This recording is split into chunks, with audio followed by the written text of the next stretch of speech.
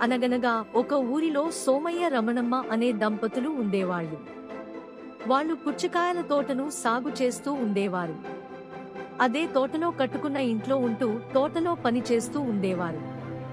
ఒకరోజు ఉదయంనే సోమయ్య తోట పని చేస్తూ ఉండగా ఒకచోట పుచ్చకాయలు లేవు. ఎవరో తోటలో పుచ్చకాయలు దొంగతనం చేసి అంతా ఇష్టం వచ్చినట్టు తొక్కి వెళ్లిపోయినట్టుగా ఉంది.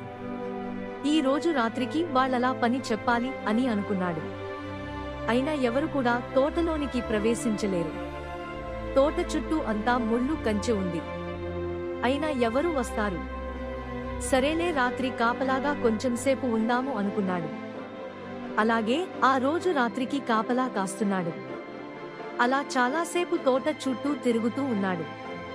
ఎంతసేపుటికి చిన్న అలికిడి వినిపించకపోవడంతో సోమయ్య ఎవరు వస్తారులే అని వెళ్లి నిద్రపోయాడు. మళ్లీ మరుసటి రోజు